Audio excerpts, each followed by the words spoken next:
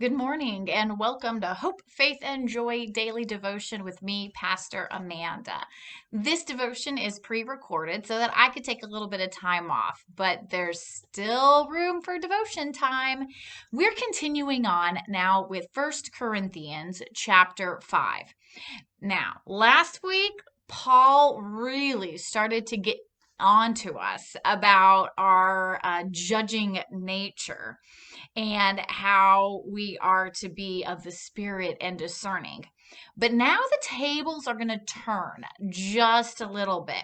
And what's important is that we're putting all these pieces together because otherwise we could really take this scripture out of context because today he's going to go at it. So, chapter 5 begins with Paul having heard a report that there is some sexual immorality going on among the people. In particular, is that among them there is a man who is living with his father's wife. And Paul says that not even the pagans act this way. And he immediately says that this needs to be removed. This person needs to be removed from among the congregation. Now, this sounds judgy, doesn't it? Like we've just been told to not judge, and now we have this moment of judgment. So, Paul, of course, continues his conviction and he reminds the people that whatever leavening the yeast among you will produce more if you allow it to be in the mix, so to speak. And so Paul is saying that you have to watch out what kind of people you keep in your community of faith. Because if you allow unhealthy practices to continue among the people in your community of faith, you're just going to get more unhealthy practices, more unhealthy people, and it's going to spiral out of control. And what he then goes on to say is that you have to, at times, clean out the old and bring in the new.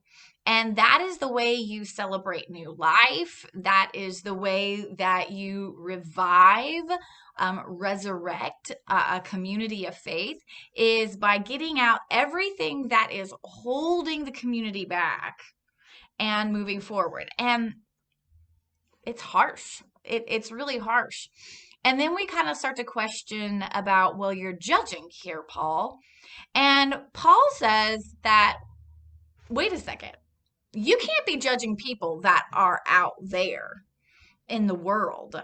We're talking about our own community in which, as disciples of Christ, we have set a standard of living. We have rules that we follow as a community of faith. We have guidelines, we have behaviors, we have attitudes that we're all supposed to be striving for.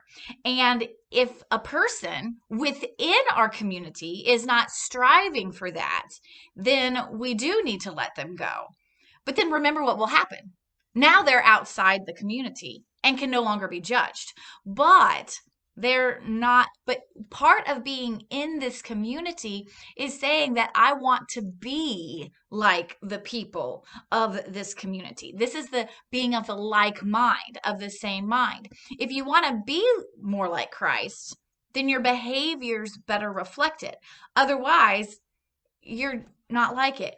And I know we could go into a grand theological discussion at this point about how do we welcome outsiders, how do we not be judgy. But what has happened in many communities is that our not judging on the outside has prevented us from helping hold people accountable to the ways of Christ. We've gotten into this place of where you are an individual on your journey sitting in a group of people. And we're not going to bother you in your journey. We're not going to help correct you in your journey. But if we remember back to Acts, that the Christian life, what makes a Christian is a community, is people doing it together, people holding each other accountable, doing it as a group. And it's not about individuals traveling together, like side by side, but individuals coming together to travel like united and intertwined. But we've gotten our culture mixed up that says you can be an individual, you can do your own thing, and we'll just kind of accept you. But that would be considered outside the community. And what we're asking is, when you say that you want to be a part, when you want to be a member of a community, then we have to be able to hold you accountable to the life you've just said. And that's why we have membership vows. That's why we offer small groups to help people talk about their journey and hold themselves accountable to their journey. And Paul recognizes that there is this tension in those who are inside and outside, because of course Jesus wants everybody inside, and how that happens is differently. But once you have claimed for yourself to be part of Jesus's followers, when you have accepted your baptism, when you have become a member, there are responsibilities that come with that. And you can't expect a community to just let you do all your bad things, because that's not what we're here for. We're here to help you become more of a Christian, more of a follower of Christ, more like Christ in all your actions, in all aspects of your life. And so this, Paul really pushes against what culture says, how things should be, to how communities of faith have different standards and way of living. And this is challenging. It challenges our ingrained teaching that we are individuals, that nobody can tell us what to do. Our freedoms and our liberties, so to speak, are technically being challenged in this scripture today.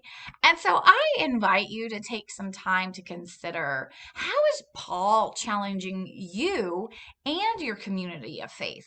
What would be the next steps that your community of faith could take to help hold you accountable? How could you be a person within your community of faith that helps hold other people accountable to their faith journey? This is a great conversation for leaders within a healthy community and stepping forward. So thanks for joining me today with Hope, Faith, and Joy Daily Devotion, and I'll see you tomorrow.